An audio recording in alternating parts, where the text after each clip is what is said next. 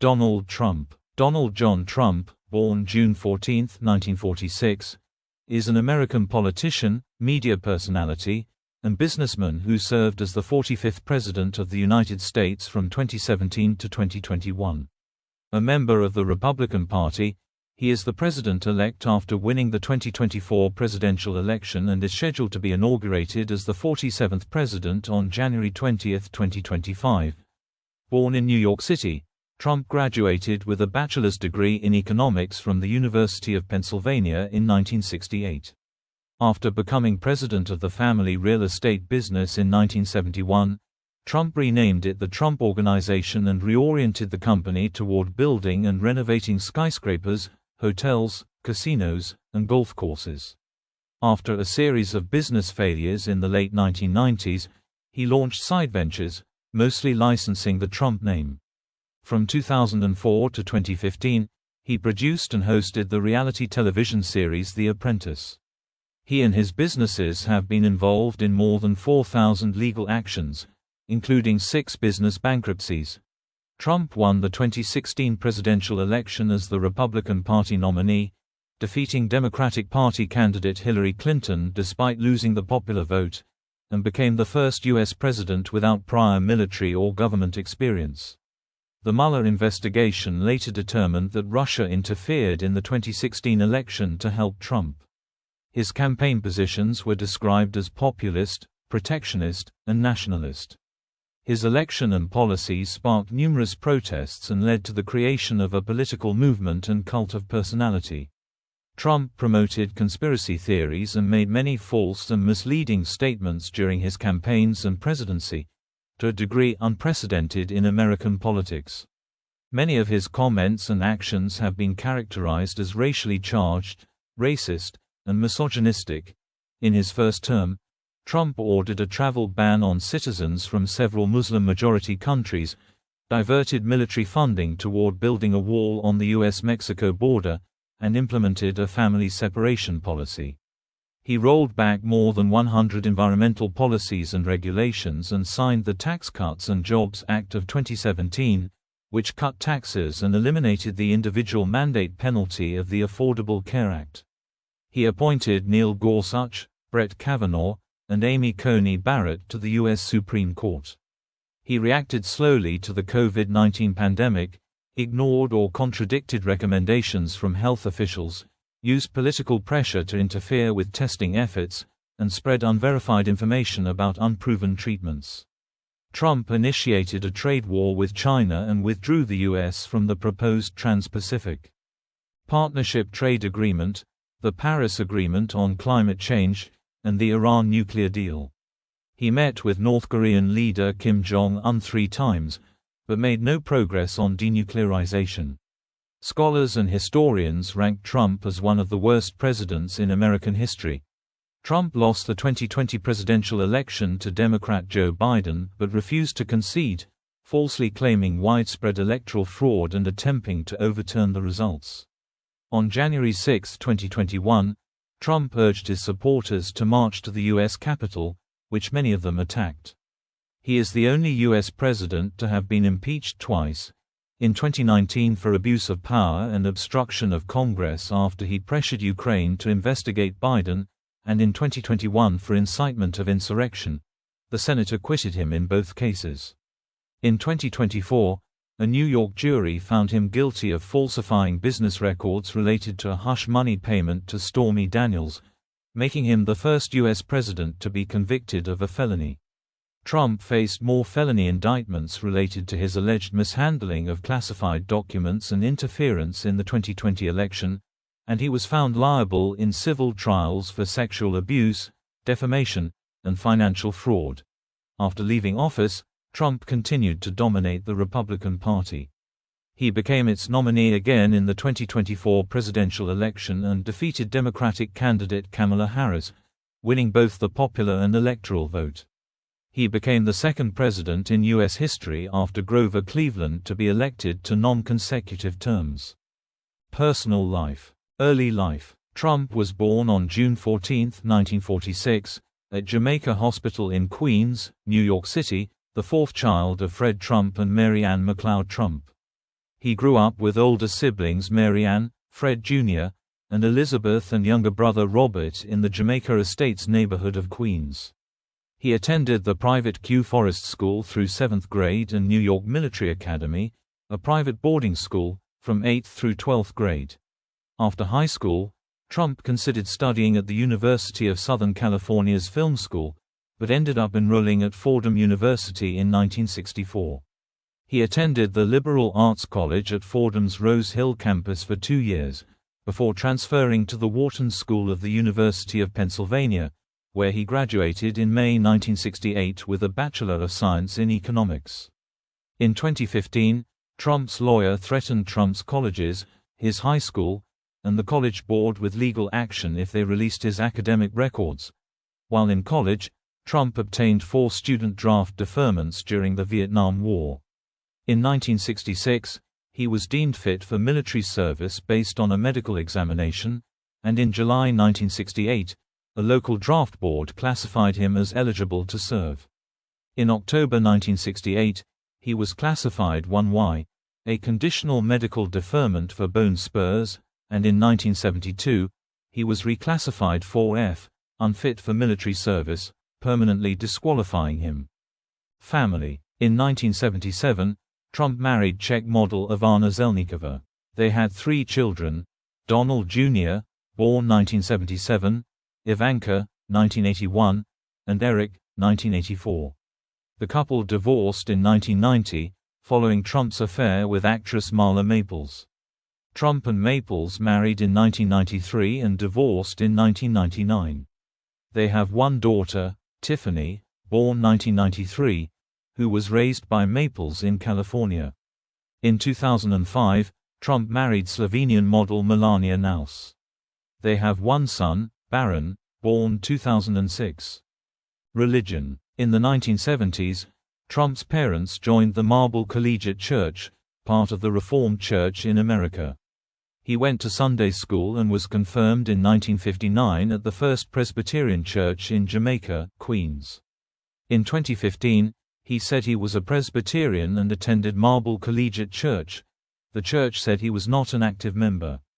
In 2019, he appointed his personal pastor, televangelist Paula White, to the White House Office of Public Liaison. In 2020, he said he identified as a non-denominational Christian.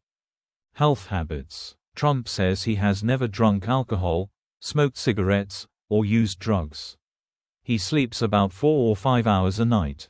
He has called golfing his primary form of exercise, but usually does not walk the course. He considers exercise a waste of energy because he believes the body is, like a battery, with a finite amount of energy, which is depleted by exercise. In 2015, Trump's campaign released a letter from his longtime personal physician, Harold Bornstein, stating that Trump would be the healthiest individual ever elected to the presidency. In 2018, Bornstein said Trump had dictated the contents of the letter and that 3 of Trump's agents had seized his medical records in a February 2017 raid on the doctor's office. Wealth. In 1982, Trump made the initial Forbes list of wealthy people for holding a share of his family's estimated $200 million net worth, equivalent to $631 million in 2023. His losses in the 1980s dropped him from the list between 1990 and 1995. After filing the mandatory financial disclosure report with the FEC in July 2015, he announced a net worth of about $10 billion. Records released by the FEC showed at least $1.4 billion in assets and $265 million in liabilities. Forbes estimated his net worth dropped by $1.4 billion between 2015 and 2018. In their 2024 billionaires ranking, Trump's net worth was estimated to be $2.3 billion, 1,438th in the world. In 2018, journalist Jonathan Greenberg reported that Trump had called him in 1984 pretending to be a fictional Trump Organization official named John Barron. Greenberg said that, to get a higher ranking on the Forbes 400 list of wealthy Americans, Trump, speaking as Barron, falsely asserted that Donald Trump owned more than 90% of his father's business. Greenberg also wrote that Forbes had vastly overestimated Trump's wealth and wrongly included him on the 1982, 1983, and 1984 rankings. Trump has often said he began his career with a small loan of $1 million from his father and that he had to pay it back with interest. He was a millionaire by age 8, borrowed at least $60 million from his father, largely failed to repay those loans, and received another $413 million, 2018 dollars adjusted for inflation, from his father's company. In 2018, he and his family were reported to have committed tax fraud, and the New York State Department of Taxation and Finance started an investigation. His investments underperformed the stock and New York property markets. Forbes estimated in October 2018 that his net worth declined from $4.5 billion in 2015 to $3.1 billion in 2017 and his product licensing income from $23 million to $3 million. Trump's tax returns from 1985 to 1994 show net losses totaling $1.17 billion. The losses were higher than those of almost every other American taxpayer. The losses in 1990 and 1991, more than $250 million each year, were more than double those of the nearest taxpayers. In 1995, his reported losses were $915.7 million, equivalent to $1.83 billion in 2023. In 2020, The New York Times obtained Trump's tax information extending over 2 decades. Its reporters found that Trump reported losses of hundreds of millions of dollars. Since 2010, he had also failed to pay back $287 million in loans. During the 15 years prior to 2020, Trump, using tax credits for business losses, paid no income taxes in 10 of those years and $750 each in 2016 and 2017. He balanced his business's losses by selling and borrowing against assets, including a $100 million mortgage on Trump Tower, refinanced in 2022, and the liquidation of over $200 million in stocks and bonds. He personally guaranteed $421 million in debt, most of which is due by 2024. As of October 2021, Trump had over $1.3 billion in debts, much of which is secured by his assets. In 2020, he owed $640 million to banks and trust organizations, including Bank of China, Deutsche Bank, and UBS, and approximately $450 million to unknown creditors. The value of his assets exceeds his debt. Business career. Real estate. Starting in 1968, Trump was employed at his father's real estate company, Trump Management, which owned racially segregated middle-class rental housing in New York City's outer boroughs.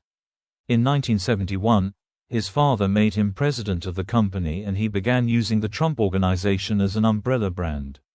Between 1991 and 2009, he filed for Chapter 11 bankruptcy protection for 6 of his businesses, the Plaza Hotel in Manhattan, the casinos in Atlantic City, New Jersey, and the Trump Hotels and Casino Resorts Company. Manhattan and Chicago developments. Trump attracted public attention in 1978 with the launch of his family's first Manhattan venture, the renovation of the derelict Commodore Hotel, adjacent to Grand Central Terminal.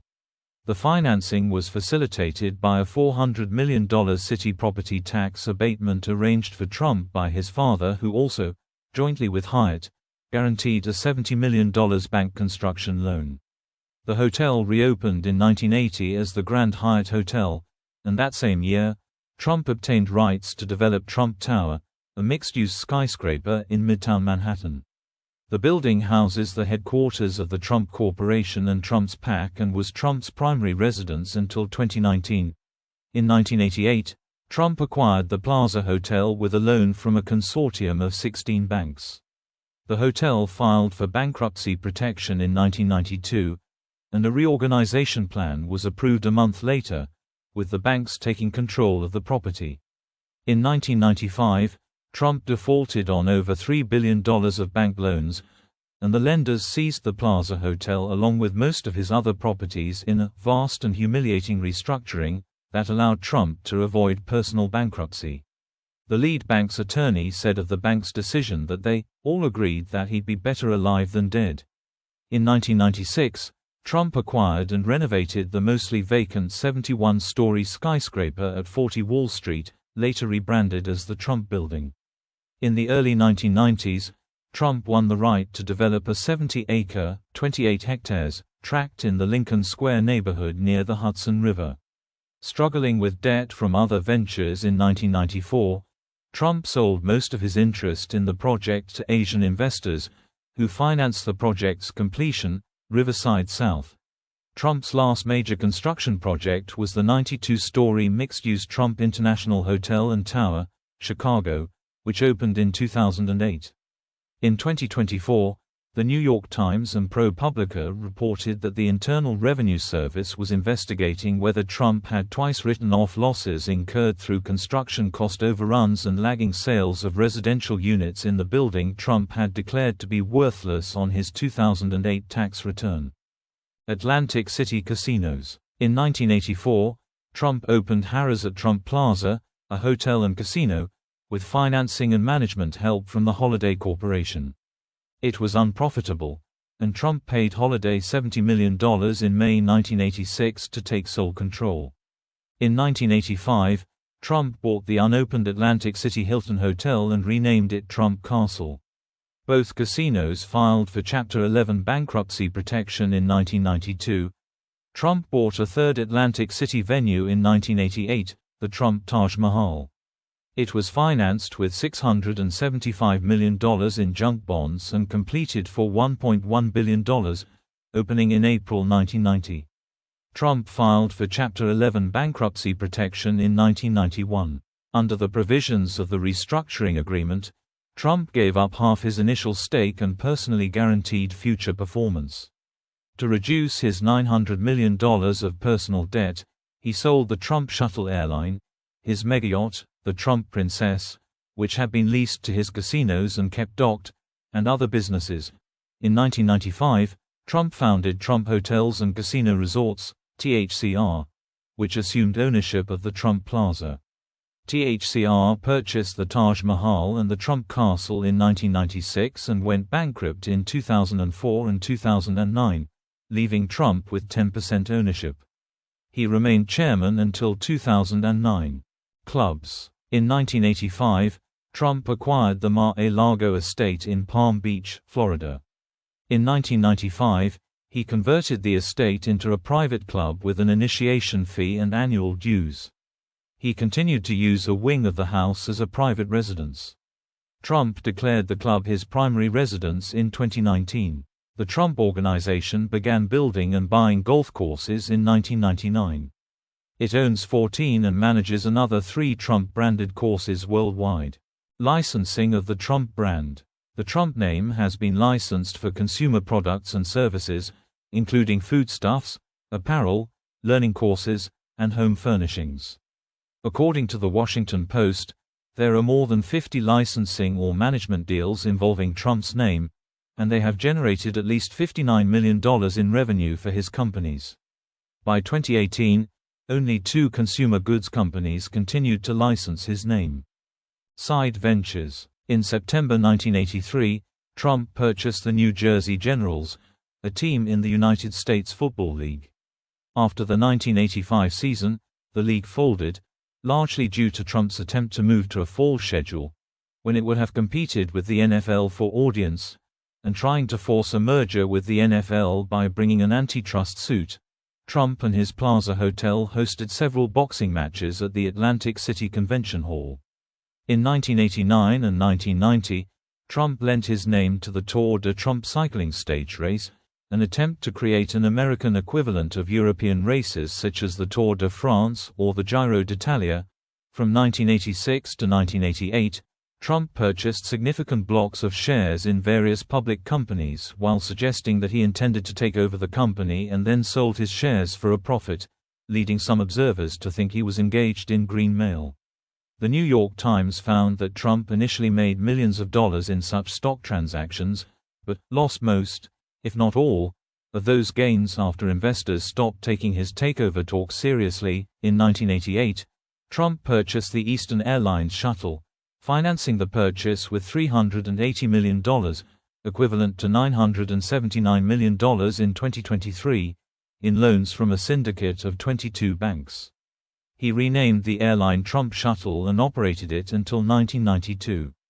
Trump defaulted on his loans in 1991, and ownership passed to the banks. In 1992, Trump, his siblings Mary Ann, Elizabeth, and Robert, and his cousin John W. Walter, each with a 20% share, formed All County Building Supply and Maintenance Corp. The company had no offices and is alleged to have been a shell company for paying the vendors providing services and supplies for Trump's rental units, then billing those services and supplies to Trump management with markups of 20 to 50% and more. The owners shared the proceeds generated by the markups. The increased costs were used to get state approval for increasing the rents of Trump's rent-stabilized units. From 1996 to 2015, Trump owned all or part of the Miss Universe pageants, including Miss USA and Miss Teen USA. Due to disagreements with CBS about scheduling, he took both pageants to NBC in 2002. In 2007, Trump received a star on the Hollywood Walk of Fame for his work as producer of Miss Universe.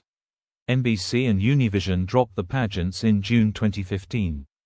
Trump University. In 2004, Trump co-founded Trump University, a company that sold real estate seminars for up to $35,000.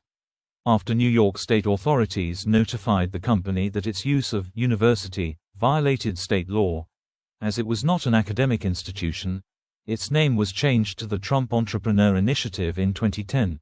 In 2013, the state of New York filed a $40 million civil suit against Trump University, alleging that the company made false statements and defrauded consumers. Additionally, 2 class actions were filed in federal court against Trump and his companies.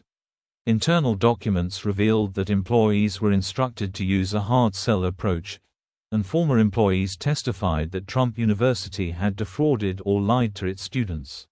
Shortly after he won the 2016 presidential election, Trump agreed to pay a total of $25 million to settle the 3 cases. Foundation. The Donald J. Trump Foundation was a private foundation established in 1988. From 1987 to 2006, Trump gave his foundation $5.4 million, which had been spent by the end of 2006. After donating a total of $65,000 in 2007-2008, he stopped donating any personal funds to the charity, which received millions from other donors, including $5 million from Vince McMahon. The foundation gave to health and sports-related charities, conservative groups, and charities that held events at Trump properties. In 2016, The Washington Post reported that the charity committed several potential legal and ethical violations, including alleged self-dealing and possible tax evasion. Also in 2016, the New York Attorney General determined the foundation to be in violation of state law for soliciting donations without submitting to required annual external audits, and ordered it to cease its fundraising activities in New York immediately. Trump's team announced in December 2016 that the foundation would be dissolved. In June 2018, the New York Attorney General's office filed a civil suit against the foundation, Trump, and his adult children, seeking $2.8 million in restitution and additional penalties. In December 2018, the foundation ceased operation and dispersed its assets to other charities. In November 2019, a New York state judge ordered Trump to pay $2 million to a group of charities for misusing the foundation's funds, in part to finance his presidential campaign. Legal affairs and bankruptcies. Roy Cohn was Trump's fixer, lawyer, and mentor for 13 years in the 1970s and 1980s. According to Trump, Cohn sometimes waived fees due to their friendship. In 1973, Cohn helped Trump countersue the U.S. government for $100 million, equivalent to $686 million in 2023, over its charges that Trump's properties had racial discriminatory practices. Trump's counterclaims were dismissed, and the government's case was settled with the Trumps signing a consent decree agreeing to desegregate. In 1975, An agreement was struck requiring Trump's properties to furnish the New York Urban League with a list of all apartment vacancies every week for 2 years, among other things. Cohn introduced political consultant Roger Stone to Trump, who enlisted Stone's services to deal with the federal government. According to a review of state and federal court files conducted by USA Today in 2018, Trump and his businesses have been involved in more than 4,000 state and federal legal actions. While Trump has not filed for personal bankruptcy, his over-leveraged hotel and casino businesses in Atlantic City and New York filed for Chapter 11 bankruptcy protection 6 times between 1991 and 2009. They continued to operate while the banks restructured debt and reduced Trump's shares in the properties. During the 1980s, more than 70 banks had lent Trump $4 billion. After his corporate bankruptcies of the early 1990s, most major banks, with the exception of Deutsche Bank, declined to lend to him. After the January 6 Capitol attack, the bank decided not to do business with Trump or his company in the future. Media career. Books. Using ghostwriters, Trump has produced 19 books under his name. His first book, The Art of the Deal, 1987, was a New York Times bestseller. While Trump was credited as co-author, the entire book was written by Tony Schwartz. According to The New Yorker, the book made Trump famous as an emblem of the successful tycoon. Film and television. Trump had cameos in many films and television shows from 1985 to 2001. Starting in the 1990s, Trump was a guest about 24 times on the nationally syndicated Howard Stern show. He had his own short-form talk radio program called Trumped. From 2004 to 2008. From 2011 until 2015, he was a guest commentator on Fox and Friends. From 2004 to 2015, Trump was co-producer and host of reality shows The Apprentice and The Celebrity Apprentice. On the shows, Trump was a super-rich and successful chief executive who eliminated contestants with the catchphrase, "You're fired." The New York Times called his portrayal a highly flattering, highly fictionalized version of Mr. Trump. The shows remade his image for millions of viewers nationwide. With the related licensing agreements, they earned him more than $400 million. In February 2021, Trump, who had been a member of SAG-AFTRA since 1989, resigned to avoid a disciplinary hearing regarding the January 6 attack. 2 days later, the union permanently barred him. Political career. Trump registered as a Republican in 1987. A member of the Independence Party, the New York State affiliate of the Reform Party, in 1999. A Democrat in 2001. A Republican in 2009. Unaffiliated in 2011. And a Republican in 2012. In 1987, Trump placed full-page advertisements in 3 major newspapers, expressing his views on foreign policy and how to eliminate the federal budget deficit. In 1988, he approached Lee Atwater, asking to be put into consideration to be Republican nominee George H.W. Bush's running mate. Bush found the request strange and unbelievable. Presidential campaigns, 2000 to 2016. Trump was a candidate in the 2000 Reform Party presidential primaries for 3 months but withdrew from the race in February 2000. In 2011, Trump speculated about running against President Barack Obama in the 2012 election, making his first speaking appearance at the Conservative Political Action Conference, CPAC, in February 2011 and giving speeches in early primary states. In May 2011, he announced he would not run. Trump's presidential ambitions were generally not taken seriously at the time. 2016 presidential campaign. Trump's fame and provocative statements earned him an unprecedented amount of free media coverage, elevating his standing in the Republican primaries. He adopted the phrase truthful hyperbole, coined by his ghostwriter Tony Schwartz, to describe his public speaking style. His campaign statements were often opaque and suggestive, and a record number were false. Trump said he disdained political correctness and frequently made claims of media bias. His run for office led to the creation of a political movement and cult of personality. Trump announced his candidacy in June 2015. His campaign was initially not taken seriously by political analysts, but he quickly rose to the top of opinion polls. He became the front-runner in March 2016 and was declared the presumptive Republican nominee in May. Hillary Clinton led Trump in national polling averages throughout the campaign, but, in early July, her lead narrowed.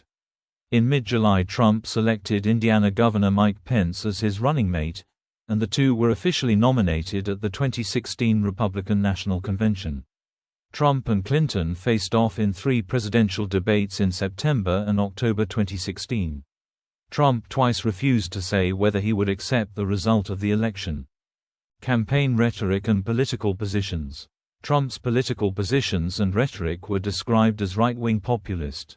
Politico described him as eclectic, improvisational and often contradictory, quoting a healthcare policy expert at the American Enterprise Institute as saying that his political positions were random assortment of whatever plays publicly. NBC News counted 141 distinct shifts on 23 major issues during his campaign.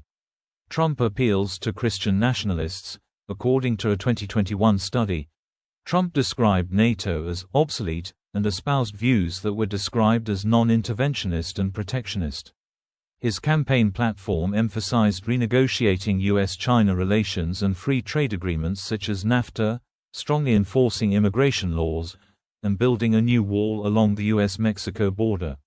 Other campaign positions included pursuing energy independence while opposing climate change regulations, modernizing services for veterans, repealing and replacing the Affordable Care Act, abolishing Common Core education standards, investing in infrastructure, simplifying the tax code while reducing taxes, and imposing tariffs on imports by companies that offshore jobs. He advocated increasing military spending and extreme vetting or banning of immigrants from Muslim-majority countries. Trump helped bring far-right fringe ideas and organizations into the mainstream.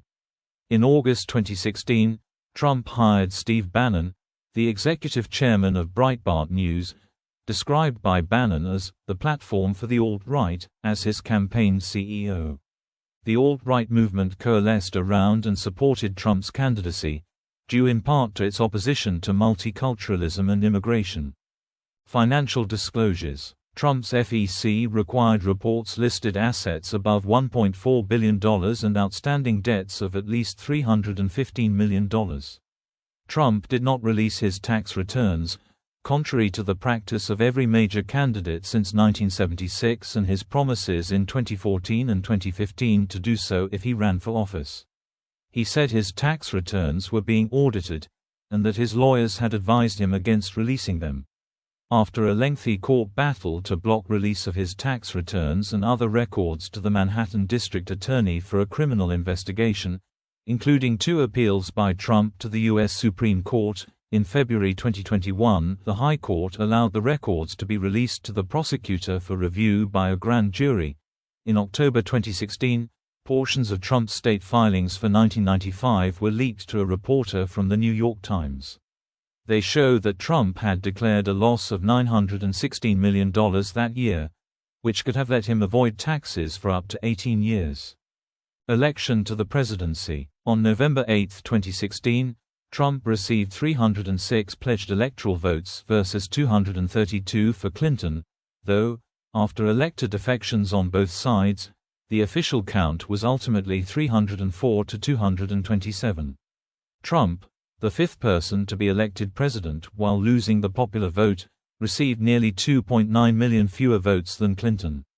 He also was the only president who neither served in the military nor held any government office prior to becoming president. Trump's victory was a political upset. Polls had consistently shown Clinton with a nationwide, though diminishing, lead, as well as an advantage in most of the competitive states. Trump won 30 states, including Michigan, Pennsylvania, and Wisconsin, states which have been considered a blue wall of Democratic strongholds since the 1990s. Clinton won 20 states and the District of Columbia. Trump's victory marked the return of an undivided Republican government, a Republican White House combined with Republican control of both chambers of Congress. Trump's election victory sparked protests in major U.S. cities. On the day after Trump's inauguration, An estimated 2.6 million people worldwide, including an estimated 500,000 in Washington, D.C., protested against Trump in the women's marches. First presidency, 2017 to 2021. Early actions. Trump was inaugurated on January 20, 2017. During his first week in office, he signed 6 executive orders, authorizing interim procedures in anticipation of repealing the Affordable Care Act, Obamacare, withdrawal from the Trans-Pacific Partnership negotiations, reinstatement of the Mexico City policy, advancement of the Keystone XL and Dakota Access Pipeline construction projects, reinforcement of border security, and the planning and design process to construct a wall along the U.S. border with Mexico. Trump's daughter Ivanka and son-in-law Jared Kushner became his assistant and senior advisor, respectively. Conflicts of interest. Before being inaugurated, Trump moved his businesses into a revocable trust, rather than a blind trust or equivalent arrangement, to cleanly sever himself from his business interests. Trump continued to profit from his businesses and to know how his administration's policies affected his businesses. Though he said he would eschew new foreign deals, the Trump Organization pursued expansions of its operations in Dubai, Scotland, and the Dominican Republic. Trump was sued for violating the domestic and foreign emoluments clauses of the U.S. Constitution, marking the first time that the clauses have been substantively litigated. One case was dismissed in lower court. 2 were dismissed by the U.S. Supreme Court as moot after the end of Trump's term. During Trump's term in office, he visited a Trump Organization property on 428 days, 1 visit for every 3.4 days of his presidency. Domestic policy. Economy. Trump took office at the height of the longest economic expansion in American history, which began in 2009 and continued until February 2020, when the COVID-19 recession began. In December 2017, Trump signed the Tax Cuts and Jobs Act of 2017 passed by Congress without Democratic votes. It reduced tax rates for businesses and individuals, with business tax cuts to be permanent and individual tax cuts set to expire after 2025, and set the penalty associated with the Affordable Care Act's individual mandate to $0. The Trump administration claimed that the act would not decrease government revenue, but 2018 revenues were 7.6% lower than projected. Under Trump, the federal budget deficit increased by almost 50%, to nearly $1 trillion in 2019. By the end of his term, the U.S. national debt increased by 39%, reaching $27.75 trillion, and the U.S. debt-to-GDP ratio hit a post-World War II high. Trump also failed to deliver the $1 trillion infrastructure spending plan on which he had campaigned. Trump is the only modern U.S. president to leave office with a smaller workforce than when he took office, by 3 million people. Climate change, environment, and energy. Trump rejects the scientific consensus on climate change. He reduced the budget for renewable energy research by 40% and reversed Obama-era policies directed at curbing climate change. He withdrew from the Paris Agreement, making the U.S. the only nation to not ratify it. Trump aimed to boost the production and exports of fossil fuels. Natural gas expanded under Trump, but coal continued to decline. Trump rolled back more than 100 federal environmental regulations, including those that curbed greenhouse gas emissions, air and water pollution, and the use of toxic substances. He weakened protections for animals and environmental standards for federal infrastructure projects, and expanded permitted areas for drilling and resource extraction, such as allowing drilling in the Arctic Refuge. Deregulation. In 2017, Trump signed Executive Order 13,771, which directed that, for every new regulation, federal agencies identify 2 existing regulations for elimination, though it did not require elimination. He dismantled many federal regulations on health, labor, and the environment, among others, including a bill that made it easier for severely mentally ill persons to buy guns. During his first 6 weeks in office, he delayed, suspended, or reversed 90 federal regulations, often after requests by the regulated industries. The Institute for Policy Integrity found that 78% of Trump's proposals were blocked by courts or did not prevail over litigation. Healthcare. During his campaign, Trump vowed to repeal and replace the Affordable Care Act. In office, he scaled back the act's implementation through executive orders. Trump expressed a desire to let Obamacare fail. His administration halved the enrollment period and drastically reduced funding for enrollment promotion. In June 2018, the Trump administration joined 18 Republican-led states in arguing before the Supreme Court that the elimination of the financial penalties associated with the individual mandate had rendered the act unconstitutional. Their pleading would have eliminated health insurance coverage for up to 23 million Americans, but was unsuccessful. During the 2016 campaign, Trump promised to protect funding for Medicare and other social safety net programs.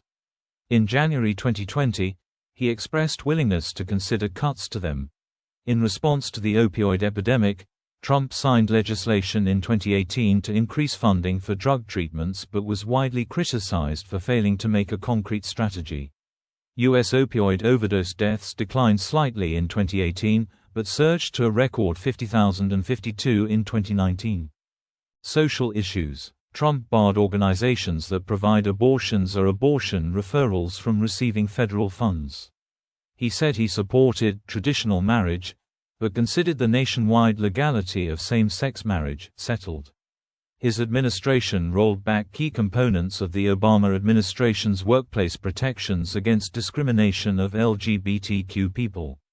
Trump's attempted rollback of anti-discrimination protections for transgender patients in August 2020 was halted by a federal judge after a Supreme Court ruling extended employees' civil rights protections to gender identity and sexual orientation. Trump has said he is opposed to gun control, although his views have shifted over time.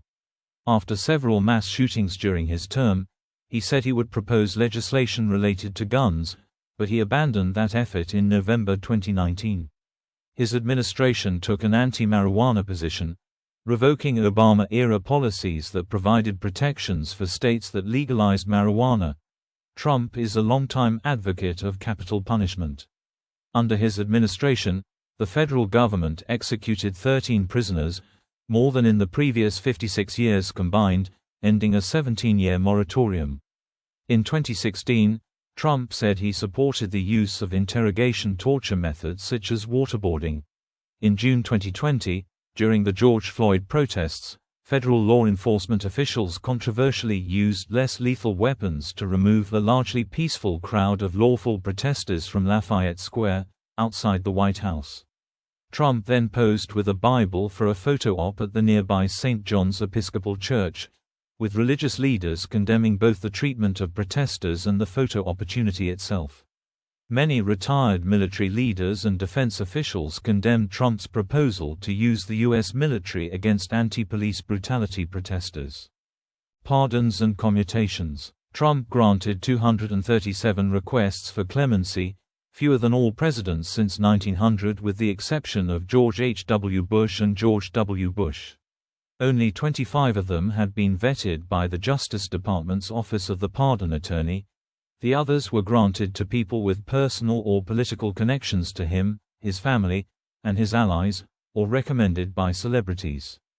In his last full day in office, Trump granted 73 pardons and commuted 70 sentences. Several Trump allies were not eligible for pardons under Justice Department rules, and in other cases the department had opposed clemency. The pardons of 3 military service members convicted of or charged with violent crimes were opposed by military leaders. Immigration. Trump's proposed immigration policies were a topic of bitter debate during the 2016 campaign. He promised to build a wall on the Mexico-US border to restrict illegal movement and vowed that Mexico would pay for it. He pledged to deport millions of illegal immigrants residing in the U.S., and criticized birthright citizenship for incentivizing anchor babies. As president, he frequently described illegal immigration as an invasion, and conflated immigrants with the criminal gang MS-13. Trump drastically escalated immigration enforcement, including implementing harsher immigration enforcement policies against asylum seekers from Central America than any modern U.S. president. From 2018 onward, Trump deployed nearly 6,000 troops to the U.S.-Mexico border to stop most Central American migrants from seeking asylum. In 2020, his administration widened the public charge rule to further restrict immigrants who might use government benefits from getting permanent residency. Trump reduced the number of refugees admitted to record lows. When Trump took office, the annual limit was 110,000.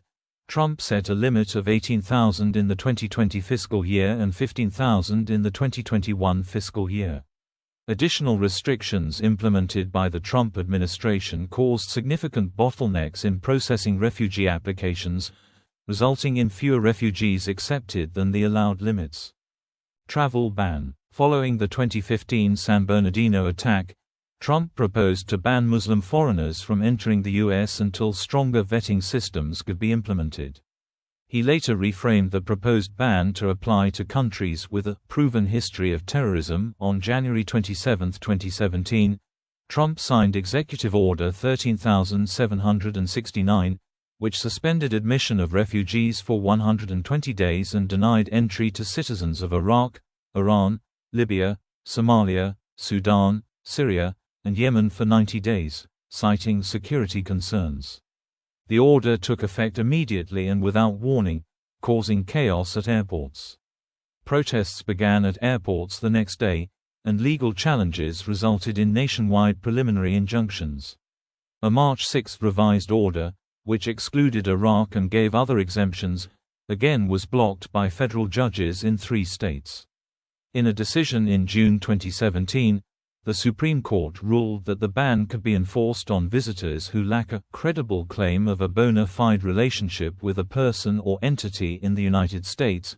The temporary order was replaced by Presidential Proclamation 9645 on September 24, 2017, which restricted travel from the originally targeted countries except Iraq and Sudan, and further banned travelers from North Korea and Chad, along with certain Venezuelan officials.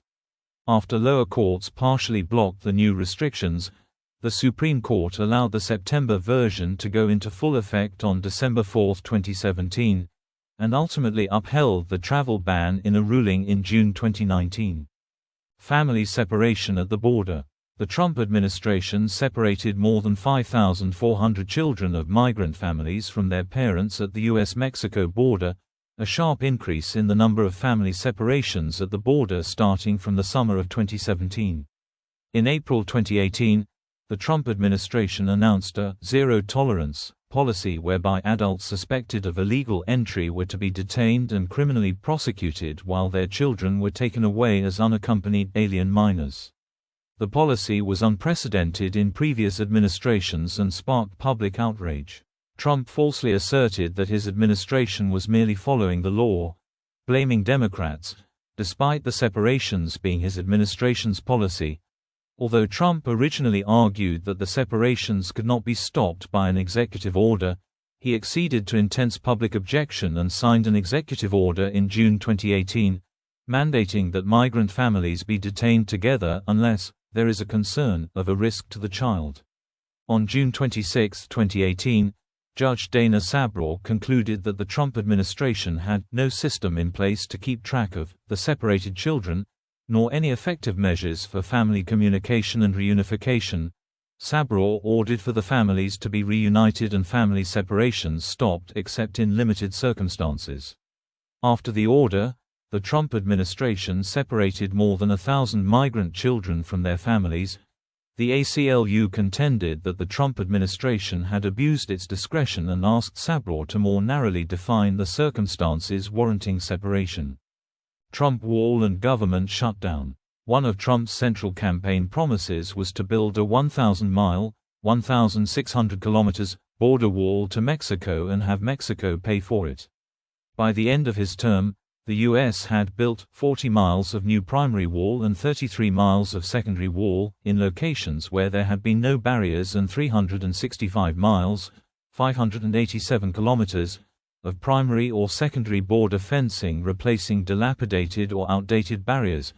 In 2018, Trump refused to sign any appropriations bill from Congress unless it allocated $5.6 billion for the border wall, resulting in the federal government partially shutting down for 35 days from December 2018 to January 2019, the longest U.S. government shutdown in history.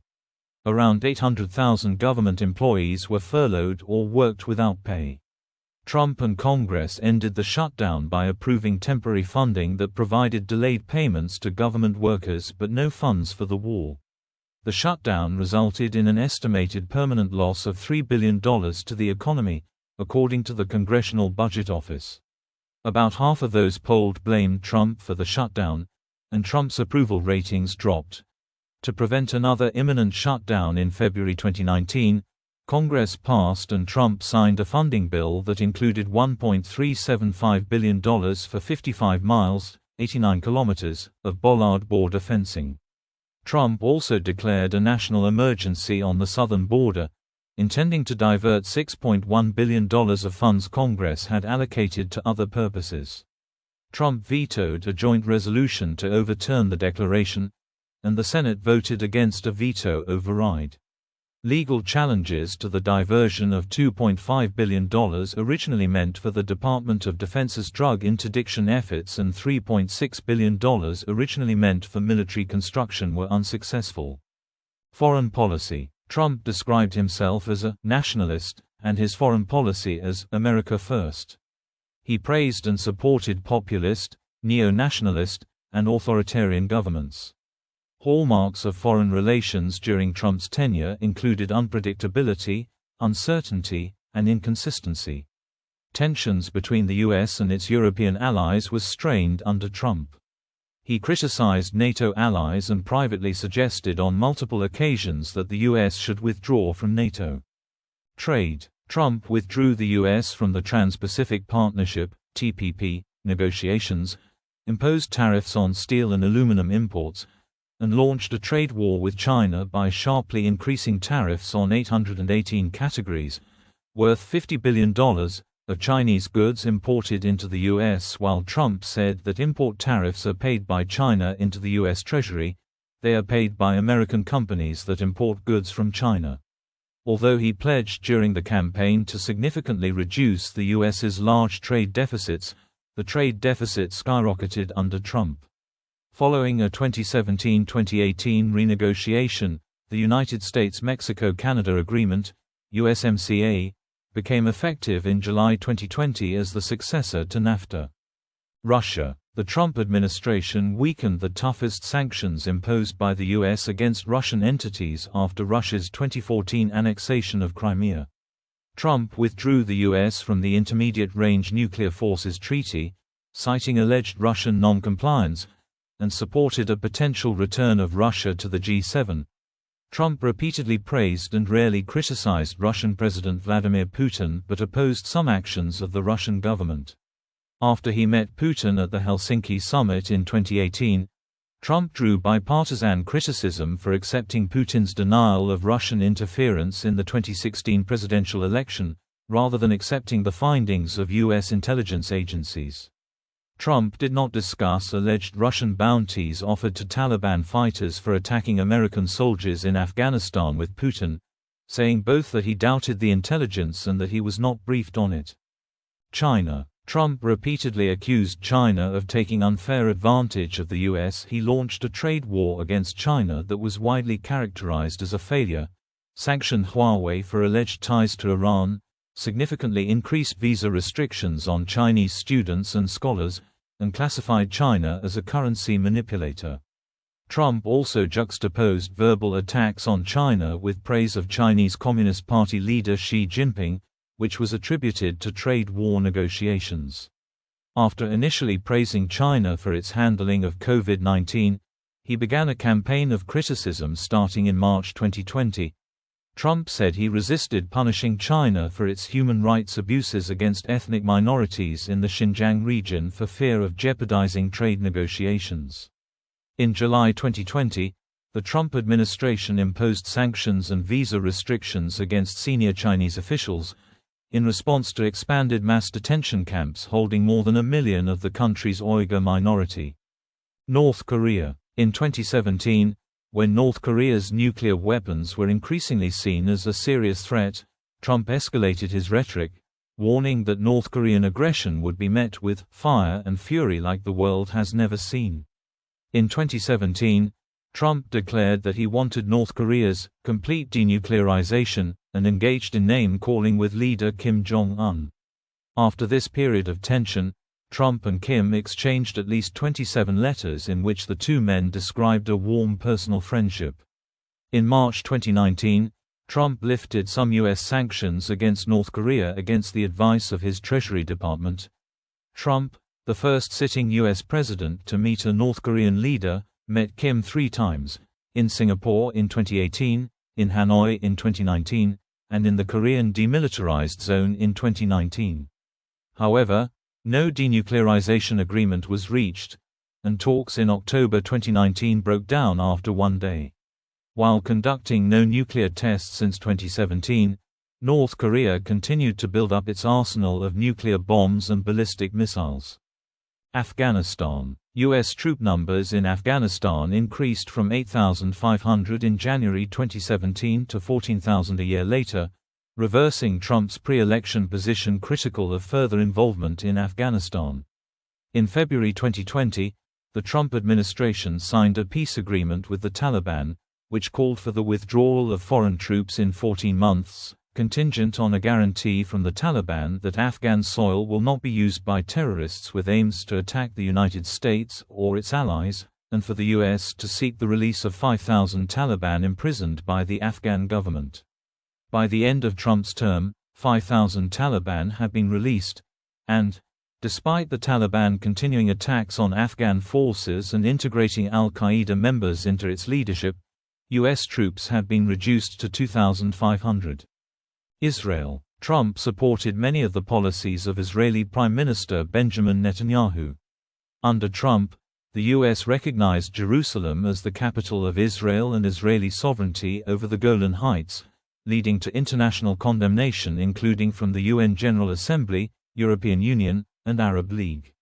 In 2020, the White House hosted the signing of agreements, named Abraham Accords, between Israel and the United Arab Emirates and Bahrain to normalize their foreign relations. Saudi Arabia. Trump actively supported the Saudi Arabian-led intervention in Yemen against the Houthis and in 2017 signed a $110 billion agreement to sell arms to Saudi Arabia. In 2018, the U.S. provided limited intelligence and logistical support for the intervention. Following the 2019 attack on Saudi oil facilities, which the U.S. and Saudi Arabia blamed on Iran, Trump approved the deployment of 3,000 additional U.S. troops, including fighter squadrons, 2 Patriot batteries, and a terminal high-altitude area defense system, to Saudi Arabia and the United Arab Emirates. Syria. Trump ordered missile strikes in April 2017 and April 2018 against the Assad regime in Syria, in retaliation for the Khan Shaykhun and Douma chemical attacks, respectively. In December 2018, Trump declared, "We have won against ISIS," contradicting Department of Defense assessments, and ordered the withdrawal of all troops from Syria. The next day, Mattis resigned in protest, calling Trump's decision an abandonment of the U.S.'s Kurdish allies who played a key role in fighting ISIS. In October 2019, after Trump spoke to Turkish President Recep Tayyip Erdogan, U.S. troops in northern Syria were withdrawn from the area and Turkey invaded northern Syria, attacking and displacing American allied Kurds. Later that month, the U.S. House of Representatives, in a rare bipartisan vote of 354 to 60, condemned Trump's withdrawal of U.S. troops from Syria, for abandoning U.S. allies, undermining the struggle against ISIS, and spurring a humanitarian catastrophe. Iran. In May 2018, Trump withdrew the U.S. from the Joint Comprehensive Plan of Action, the 2015 agreement that lifted most economic sanctions against Iran in return for restrictions on Iran's nuclear program. In August 2020, the Trump administration unsuccessfully attempted to use a section of the nuclear deal to have the UN reimpose sanctions against Iran. Analysts determined that, after the U.S. withdrawal, Iran moved closer to developing a nuclear weapon, On January 1, 2020, Trump ordered a U.S. airstrike that killed Iranian General Qasem Soleimani, who had planned nearly every significant Iranian and Iranian-backed operation over the preceding 2 decades. 1 week later, Iran retaliated with ballistic missile strikes against 2 U.S. airbases in Iraq. Dozens of soldiers sustained traumatic brain injuries. Trump downplayed their injuries, and they were initially denied Purple Heart medals and the benefits accorded to their recipients. Personnel. The Trump administration had a high turnover of personnel, particularly among White House staff. By the end of Trump's first year in office, 34% of his original staff had resigned, been fired, or been reassigned. As of early July 2018, 61% of Trump's senior aides had left and 141 staffers had left in the previous year. Both figures set a record for recent presidents, more change in the first 13 months than his 4 immediate predecessors saw in their first 2 years. Notable early departures included National Security Advisor Michael Flynn, after just 25 days, and Press Secretary Sean Spicer. Close personal aides to Trump including Bannon, Hope Hicks, John McEntee, and Keith Schiller quit or were forced out. Some later returned in different posts.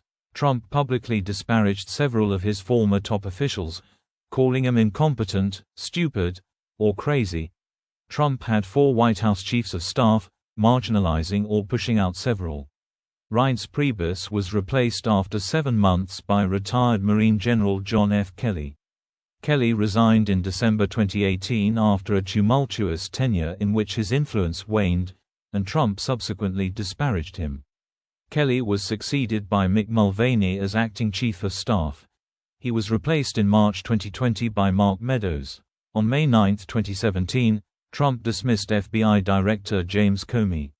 While initially attributing this action to Comey's conduct in the investigation about Hillary Clinton's emails, Trump said a few days later that he was concerned with Comey's role in the ongoing Trump-Russia investigations, and that he had intended to fire Comey earlier. At a private conversation in February, Trump said he hoped Comey would drop the investigation into Flynn. In March and April, Trump asked Comey to lift the cloud impairing his ability to act by saying publicly that the FBI was not investigating him. Trump lost 3 of his 15 original cabinet members within his first year. Health and Human Services Secretary Tom Price was forced to resign in September 2017 due to excessive use of private charter jets and military aircraft. Environmental Protection Agency Administrator Scott Pruitt resigned in 2018 and Secretary of the Interior Ryan Zinke in January 2019 amid multiple investigations into their conduct. Trump was slow to appoint second-tier officials in the executive branch, saying many of the positions are unnecessary. In October 2017, there were still hundreds of sub-cabinet positions without a nominee. By January 8, 2019, of 706 key positions, 433 had been filled, 61%, and Trump had no nominee for 264, 37%. Judiciary. Trump appointed 226 Article 3 judges, including 54 to the Courts of Appeals and 3 to the Supreme Court, Neil Gorsuch, Brett Kavanaugh, and Amy Coney Barrett. His Supreme Court nominees were noted as having politically shifted the court to the right. In the 2016 campaign, he pledged that Roe v. Wade would be overturned automatically if he were elected and provided the opportunity to appoint 2 or 3 anti-abortion justices. He later took credit when Roe was overturned in Dobbs v. Jackson Women's Health Organization. All 3 of his Supreme Court nominees voted with the majority. Trump disparaged courts and judges he disagreed with, often in personal terms, and questioned the judiciary's constitutional authority. His attacks on the courts drew rebukes from observers, including sitting federal judges, concerned about the effect of his statements on the judicial independence and public confidence in the judiciary. COVID-19 pandemic. Initial response. The first confirmed case of COVID-19 in the U.S. was reported on January 20, 2020. The outbreak was officially declared a public health emergency by Health and Human Services, HHS, Secretary Alex Azar on January 31, 2020. Trump initially ignored persistent public health warnings and calls for action from health officials within his administration and Secretary Azar. Throughout January and February he focused on economic and political considerations of the outbreak. In February 2020 Trump publicly asserted that the outbreak in the U.S. was less deadly than influenza, was very much under control, and would soon be over. On March 19, 2020, Trump privately told Bob Woodward that he was deliberately playing it down, because I don't want to create a panic. By mid-March, most global financial markets had severely contracted in response to the pandemic. On March 6, Trump signed the Coronavirus Preparedness and Response Supplemental Appropriations Act, which provided $8.3 billion in emergency funding for federal agencies. On March 11, the World Health Organization, WHO, recognized COVID-19 as a pandemic, and Trump announced partial travel restrictions for most of Europe, effective March 13. That same day, he gave his first serious assessment of the virus in a nationwide Oval Office address, calling the outbreak horrible, but a temporary moment, and saying there was no financial crisis. On March 13, he declared a national emergency, freeing up federal resources. Trump claimed that anybody that wants a test can get a test, despite test availability being severely limited.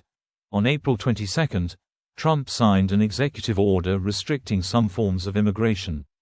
In late spring and early summer, with infections and deaths continuing to rise, he adopted a strategy of blaming the states rather than accepting that his initial assessments of the pandemic were overly optimistic or his failure to provide presidential leadership. White House Coronavirus Task Force. Trump established the White House Coronavirus Task Force on January 29, 2020. Beginning in mid-March, Trump held a daily task force press conference, joined by medical experts and other administration officials, sometimes disagreeing with them by promoting unproven treatments. Trump was the main speaker at the briefings, where he praised his own response to the pandemic, frequently criticized rival presidential candidate Joe Biden, and denounced the press. On March 16, he acknowledged for the first time that the pandemic was not under control and that months of disruption to daily lives and a recession might occur. His repeated use of Chinese virus and China virus to describe COVID-19 drew criticism from health experts. By early April, as the pandemic worsened and amid criticism of his administration's response, Trump refused to admit any mistakes in his handling of the outbreak, instead blaming the media, Democratic state governors, the previous administration, China, and the WHO. The daily coronavirus task force briefings ended in late April, after a briefing at which Trump suggested the dangerous idea of injecting a disinfectant to treat COVID-19. The comment was widely condemned by medical professionals. In early May, Trump proposed the phase-out of the coronavirus task force and its replacement with another group centered on reopening the economy. Amid a backlash, Trump said the task force would indefinitely continue. By the end of May, the coronavirus task force's meetings were sharply reduced. World Health Organization. Prior to the pandemic, Trump criticized the WHO and other international bodies, which he asserted were taking advantage of U.S. aid. His administration's proposed 2021 federal budget, released in February, proposed reducing WHO funding by more than half. In May and April, Trump accused the WHO of severely mismanaging COVID-19, alleged without evidence that the organization was under Chinese control and had enabled the Chinese government's concealment of the pandemic's origins, and announced that he was withdrawing funding for the organization. These were seen as attempts to distract from his own mishandling of the pandemic. In July 2020, Trump announced the formal withdrawal of the U.S. from the WHO, effective July 2021. The decision was widely condemned by health and government officials as short-sighted, senseless, and dangerous. Pressure to abandon pandemic mitigation measures. In April 2020, Republican-connected groups organized anti-lockdown protests against the measures state governments were taking to combat the pandemic. Trump encouraged the protests on Twitter, even though the targeted states did not meet the Trump administration's guidelines for reopening. In April 2020, he first supported, then later criticized, Georgia Governor Brian Kemp's plan to reopen some non-essential businesses. Throughout the spring, he increasingly pushed for ending the restrictions to reverse the damage to the country's economy. Trump often refused to mask at public events, contrary to his administration's April 2020 guidance to wear masks in public and despite nearly unanimous medical consensus that masks are important to preventing spread of the virus.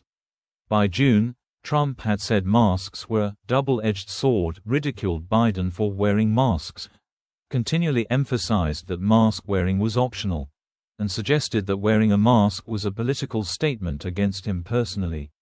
Trump's contradiction of medical recommendations weakened national efforts to mitigate the pandemic. In June and July, Trump said several times that the U.S. would have fewer cases of coronavirus if it did less testing, that having a large number of reported cases makes us look bad. The CDC guideline at the time was that any person exposed to the virus should be quickly identified and tested, even if they are not showing symptoms, because asymptomatic people can still spread the virus. In August 2020, the CDC quietly lowered its recommendation for testing, advising that people who have been exposed to the virus, but are not showing symptoms, do not necessarily need a test. The change in guidelines was made by HHS political appointees under Trump administration pressure, against the wishes of CDC scientists. The day after this political interference was reported, the testing guideline was changed back to its original recommendation. Despite record numbers of COVID-19 cases in the U.S. from mid-June onward and an increasing percentage of positive test results, Trump largely continued to downplay the pandemic, including his false claim in early July 2020 that 99% of COVID-19 cases are totally harmless. He began insisting that all states should resume in-person education in the fall despite a July spike in reported cases. Political pressure on health agencies. Trump repeatedly pressured federal health agencies to take actions he favored, such as approving unproven treatments or speeding up vaccine approvals. Trump administration political appointees at HHS sought to control CDC communications to the public that undermined Trump's claims that the pandemic was under control. CDC resisted many of the changes, but increasingly allowed HHS personnel to review articles and suggest changes before publication. Trump alleged without evidence that FDA scientists were part of a deep state, opposing him and delaying approval of vaccines and treatments to hurt him politically. Outbreak at the White House. On October 2, 2020, Trump tweeted that he had tested positive for COVID-19, part of a White House outbreak. Later that day, Trump was hospitalized at Walter Reed National Military Medical Center, reportedly due to fever and labored breathing. He was treated with antiviral and experimental antibody drugs and a steroid. He returned to the White House on October 5, still infectious and unwell. During and after his treatment, he continued to downplay the virus. In 2021, it was revealed that his condition had been far more serious. He had dangerously low blood oxygen levels, a high fever, and lung infiltrates, indicating a severe case. Effects on the 2020 presidential campaign.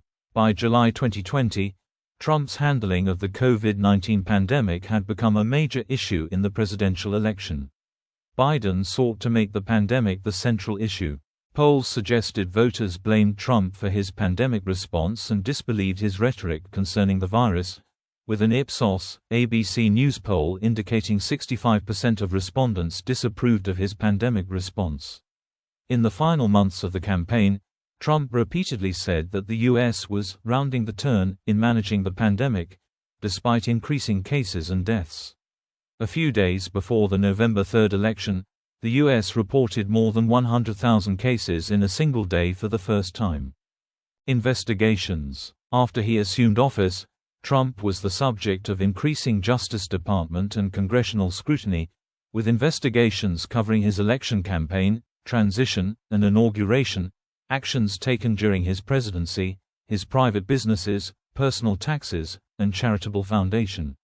There were 10 federal criminal investigations, 8 state and local investigations, and 12 congressional investigations. In April 2019, the House Oversight Committee issued subpoenas seeking financial details from Trump's banks, Deutsche Bank and Capital One, and his accounting firm, Mazars USA.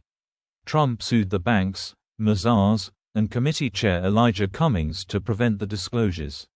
In May, D.C. District Court Judge Amit Mehta ruled that Mazars must comply with the subpoena, and Judge Edgardo Ramos of the Southern District Court of New York ruled that the banks must also comply.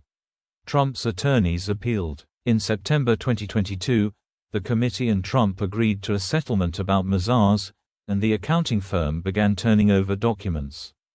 Russian election interference. In January 2017, American intelligence agencies, the CIA, the FBI, and the NSA, represented by the Director of National Intelligence, jointly stated with high confidence that the Russian government interfered in the 2016 presidential election to favor the election of Trump. In March 2017, FBI Director James Comey told Congress, "The FBI, as part of our counterintelligence mission, is investigating the Russian government's efforts to interfere in the 2016 presidential election. That includes investigating the nature of any links between individuals associated with the Trump campaign and the Russian government, and whether there was any coordination between the campaign and Russia's efforts. Many suspicious links between Trump associates and Russian officials and spies were discovered, and the relationships between Russians and Team Trump, including Manafort, Flynn, and Stone, were widely reported by the press. Members of Trump's campaign and his White House staff, particularly Flynn, were in contact with Russian officials both before and after the election. On December 29, 2016, Flynn talked with Russian Ambassador Sergei Kislyak about sanctions that were imposed that same day. Flynn later resigned in the midst of controversy over whether he misled Pence. Trump told Kislyak and Sergei Lavrov in May 2017 he was unconcerned about Russian interference in U.S. elections. Trump and his allies promoted a conspiracy theory that Ukraine, rather than Russia, interfered in the 2016 election, which was also promoted by Russia to frame Ukraine. FBI Crossfire Hurricane and 2017 counterintelligence investigations. In July 2016, the FBI launched an investigation, codenamed Crossfire Hurricane, into possible links between Russia and the Trump campaign. After Trump fired FBI Director James Comey in May 2017, the FBI opened a counterintelligence investigation into Trump's personal and business dealings with Russia. Crossfire Hurricane was transferred to the Mueller investigation, but Deputy Attorney General Rod Rosenstein ended the investigation into Trump's direct ties to Russia while giving the Bureau the false impression that the Robert Mueller's special counsel investigation would pursue the matter. Mueller investigation. In May 2017, Rosenstein appointed former FBI Director Mueller special counsel for the Department of Justice, DOJ, ordering him to examine any links and/or coordination between the Russian government and the Trump campaign. He privately told Mueller to restrict the investigation to criminal matters in connection with Russia's 2016 election interference. The special counsel also investigated whether Trump's dismissal of James Comey as FBI director constituted obstruction of justice and the Trump campaign's possible ties to Saudi Arabia, the United Arab Emirates, Turkey, Qatar, Israel, and China. Trump sought to fire Mueller and shut down the investigation multiple times but backed down after his staff objected or after changing his mind. In March 2019, Mueller gave his final report to Attorney General William Barr, which Barr purported to summarize in a letter to Congress. A federal court, and Mueller himself, said Barr mischaracterized the investigation's conclusions and, in so doing, confused the public. Trump repeatedly claimed that the investigation exonerated him. The Mueller report expressly stated that it did not. A redacted version of the report, publicly released in April 2019, found that Russia interfered in 2016 to favor Trump. Despite numerous links between the Russian government and the Trump campaign, the report found that the prevailing evidence did not establish that Trump campaign members conspired or coordinated with Russian interference. The report revealed sweeping Russian interference and detailed how Trump and his campaign welcomed and encouraged it, believing it would benefit them electorally. The report also detailed multiple acts of potential obstruction of justice by Trump but did not draw ultimate conclusions about the president's conduct. Investigators decided they could not apply an approach that could potentially result in a judgment that the president committed crimes, as an Office of Legal Counsel opinion stated that a sitting president could not be indicted, and investigators would not accuse him of a crime when he cannot clear his name in court. The report concluded that Congress, having the authority to take action against a president for wrongdoing, may apply the obstruction laws. The House of Representatives subsequently launched an impeachment inquiry following the Trump-Ukraine scandal, but did not pursue an article of impeachment related to the Mueller investigation. Several Trump associates pleaded guilty or were convicted in connection with Mueller's investigation and related cases, including Manafort and Flynn. Trump's former attorney Michael Cohen pleaded guilty to lying to Congress about Trump's 2016 attempts to reach a deal with Russia to build a Trump Tower in Moscow. Cohen said he had made the false statements on behalf of Trump. In February 2020, Stone was sentenced to 40 months in prison for lying to Congress and witness tampering. The sentencing judge said Stone was prosecuted for covering up for the president. First impeachment. In August 2019, a whistleblower filed a complaint with the Inspector General of the intelligence community about a July 25 phone call between Trump and President of Ukraine Volodymyr Zelensky, during which Trump had pressured Zelensky to investigate CrowdStrike and Democratic presidential candidate Biden and his son Hunter. The whistleblower said that the White House had attempted to cover up the incident and that the call was part of a wider campaign by the Trump administration and Trump attorney Rudy Giuliani that may have included withholding financial aid from Ukraine in July 2019 and canceling Pence's May 2019 Ukraine trip. House Speaker Nancy Pelosi initiated a formal impeachment inquiry on September 24. Trump then confirmed that he withheld military aid from Ukraine, offering contradictory reasons for the decision. On September 25, the Trump administration released a memorandum of the phone call which confirmed that, after Zelensky mentioned purchasing American anti-tank missiles, Trump asked him to discuss investigating Biden and his son with Giuliani and Barr. The testimony of multiple administration officials and former officials confirmed that this was part of a broader effort to further Trump's personal interests by giving him an advantage in the upcoming presidential election. In October, William B. Taylor Jr., the chargé d'affaires for Ukraine, testified before congressional committees that soon after arriving in Ukraine in June 2019, he found that Zelensky was being subjected to pressure directed by Trump and led by Giuliani. According to Taylor and others, the goal was to coerce Zelensky into making a public commitment to investigate the company that employed Hunter Biden, as well as rumors about Ukrainian involvement in the 2016 U.S. presidential election. He said it was made clear that until Zelensky made such an announcement, the administration would not release scheduled military aid for Ukraine and not invite Zelensky to the White House. On December 13, the House Judiciary Committee voted along party lines to pass 2 articles of impeachment, one for abuse of power and one for obstruction of Congress. After debate, the House of Representatives impeached Trump on both articles on December 18. Impeachment trial in the Senate. During the trial in January 2020, the House impeachment managers cited evidence to support charges of abuse of power and obstruction of Congress and asserted that Trump's actions were exactly what the Founding Fathers had in mind when they created the impeachment process. Trump's lawyers did not deny the facts as presented in the charges, but said Trump had not broken any laws or obstructed Congress. They argued that the impeachment was constitutionally and legally invalid, because Trump was not charged with a crime and that abuse of power is not an impeachable offense.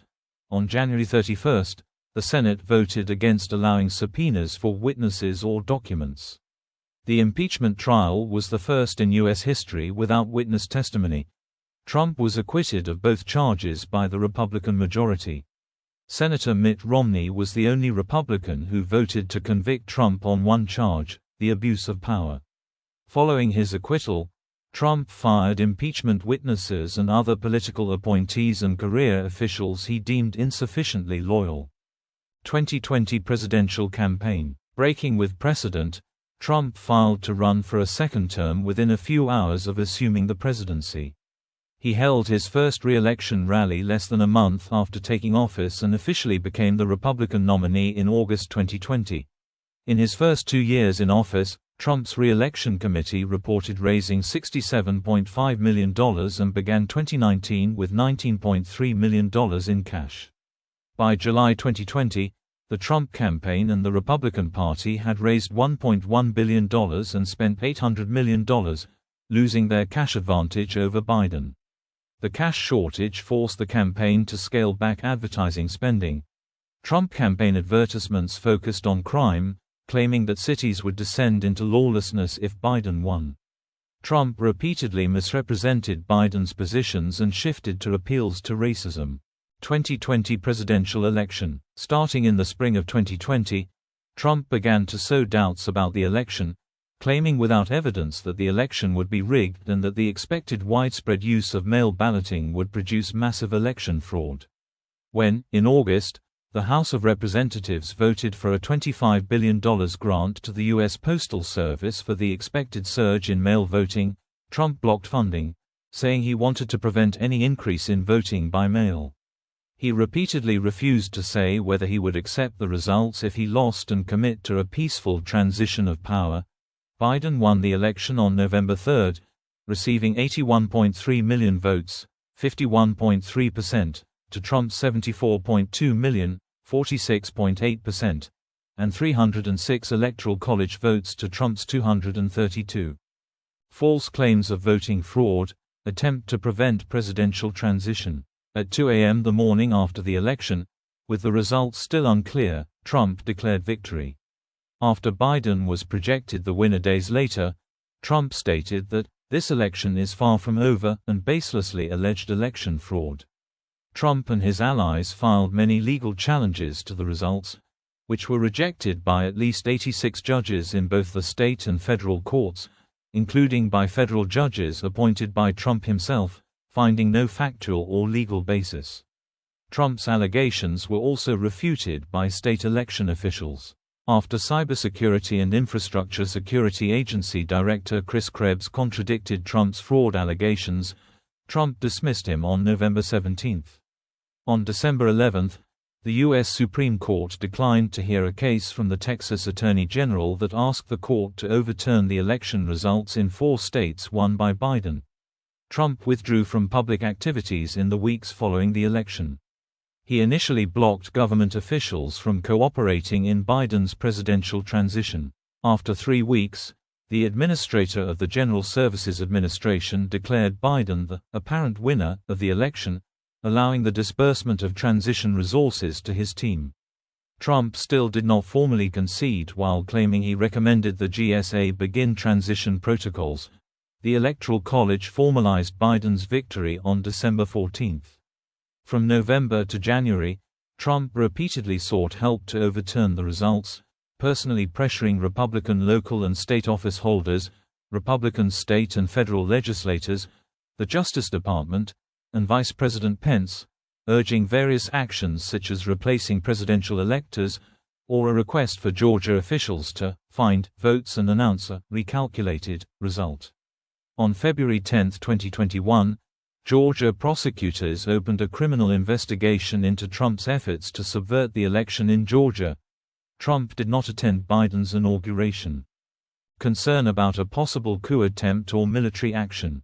In December 2020, Newsweek reported the Pentagon was on red alert, and ranking officers had discussed what to do if Trump declared martial law. The Pentagon responded with quotes from defense leaders that the military has no role in the outcome of elections. When Trump moved supporters into positions of power at the Pentagon after the November 2020 election, Chairman of the Joint Chiefs of Staff Mark Milley and CIA Director Gina Haspel became concerned about a possible coup attempt or military action against China or Iran. Milley insisted that he should be consulted about any military orders from Trump, including the use of nuclear weapons.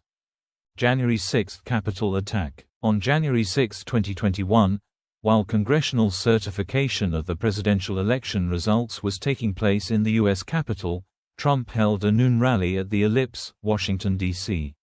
He called for the election result to be overturned and urged his supporters to take back our country by marching to the Capitol to fight like hell. Many supporters did, joining a crowd already there.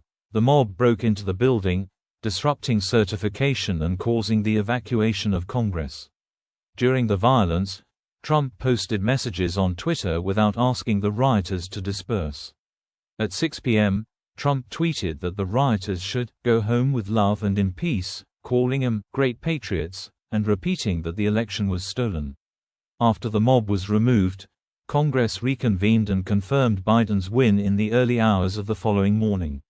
According to the Department of Justice, more than 140 police officers were injured, and 5 people died. In March 2023, Trump collaborated with incarcerated rioters on a song to benefit the prisoners, and, in June, he said that, if elected, he would pardon many of them. Second impeachment. On January 11, 2021, an article of impeachment charging Trump with incitement of insurrection against the U.S. government was introduced to the House. The House voted 232 to 197 to impeach Trump on January 13, making him the first U.S. president to be impeached twice. 10 Republicans voted for the impeachment, the most members of a party ever to vote to impeach a president of their own party. On February 13, following a 5-day Senate trial, Trump was acquitted when the Senate vote fell 10 votes short of the 2/3 majority required to convict. 7 Republicans joined every Democrat in voting to convict, the most bipartisan support in any Senate impeachment trial of a president or former president. Most Republicans voted to acquit Trump, although some held him responsible but felt the Senate did not have jurisdiction over former presidents. Trump had left office on January 20. The Senate voted 56 to 44 that the trial was constitutional. Inter-presidency, 2021 present. At the end of his term, Trump went to live at his Mar-a-Lago club and established an office as provided for by the former President's Act. Trump is entitled to live there legally as a club employee. Trump's false claims concerning the 2020 election were commonly referred to as the big lie in the press and by his critics. In May 2021, Trump and his supporters attempted to co-opt the term, using it to refer to the election itself. The Republican Party used Trump's false election narrative to justify the imposition of new voting restrictions in its favor. As late as July 2022, Trump was still pressuring state legislators to overturn the 2020 election. Unlike other former presidents, Trump continued to dominate his party. He has been described as a modern party boss. He continued fundraising, raising more than twice as much as the Republican Party itself, and profited from fundraisers many Republican candidates held at Mar-a-Lago. Much of his focus was on how elections are run and on ousting election officials who had resisted his attempts to overturn the 2020 election results. In the 2022 midterm elections, he endorsed over 200 candidates for various offices, most of whom supported his false claim that the 2020 presidential election was stolen from him. Business activities. In February 2021, Trump registered a new company, Trump Media and Technology Group, TMTG, for providing social networking services to U.S. customers. In March 2024, TMTG merged with special purpose acquisition company Digital World Acquisition and became a public company. In February 2022, TMTG launched Truth Social, a social media platform. As of March 2023, Trump Media, which had taken $8 million from Russia-connected entities, was being investigated by federal prosecutors for possible money laundering. Investigations, criminal indictments and convictions, civil lawsuits. Trump is the only U.S. president or former president to be convicted of a crime and the first major party candidate to run for president after a felony conviction. He faces numerous criminal charges and civil cases. FBI investigations. When Trump left the White House in January 2021, he took government materials with him to Mar-a-Lago. By May 2021, the National Archives and Records Administration, NARA, realized that important documents had not been turned over to them and asked his office to locate them. In January 2022, they retrieved 15 boxes of White House records from Mar-a-Lago. NARA later informed the Department of Justice that some of the retrieved documents were classified material. The Justice Department began an investigation and sent Trump a subpoena for additional material. Justice Department officials visited Mar-a-Lago and received some classified documents from Trump's lawyers, one of whom signed a statement affirming that all material marked as classified had been returned. On August 8, 2022, FBI agents searched Mar-a-Lago to recover government documents and material Trump had taken with him when he left office in violation of the Presidential Records Act, reportedly including some related to nuclear weapons. The search warrant indicates an investigation of potential violations of the Espionage Act and obstruction of justice laws. The items taken in the search included 11 sets of classified documents, 4 of them tagged as top secret, and 1 as top secret, PSI, the highest level of classification. On November 18, 2022, U.S. Attorney General Merrick Garland appointed federal prosecutor Jack Smith as a special counsel to oversee the federal criminal investigations into Trump retaining government property at Mar-a-Lago and examining Trump's role in the events leading up to the Capitol attack. Criminal referral by the House January 6 Committee. On December 19, 2022, the United States House Select Committee on the January 6 attack recommended criminal charges against Trump for obstructing an official proceeding, conspiracy to defraud the United States, and inciting or assisting an insurrection.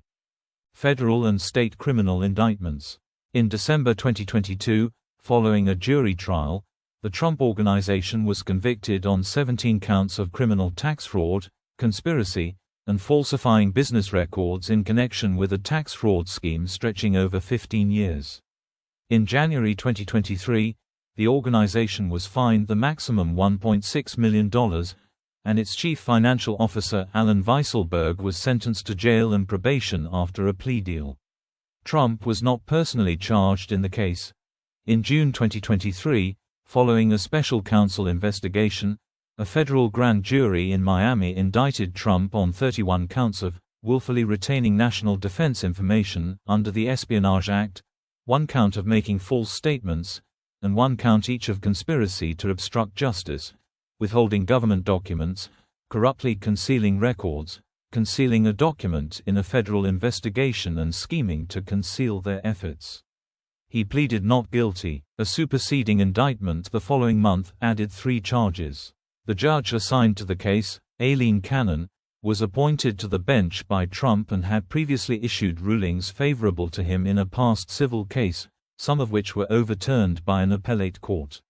She moved slowly on the case, indefinitely postponed the trial in May 2024, and dismissed it on July 15, ruling that the special counsel's appointment was unconstitutional. On August 26, special counsel Smith appealed the dismissal. On August 1, 2023, a Washington, D.C., federal grand jury indicted Trump for his efforts to overturn the 2020 election results. He was charged with conspiring to defraud the U.S., obstruct the certification of the Electoral College vote, and deprive voters of the civil right to have their votes counted, and obstructing an official proceeding. Trump pleaded not guilty.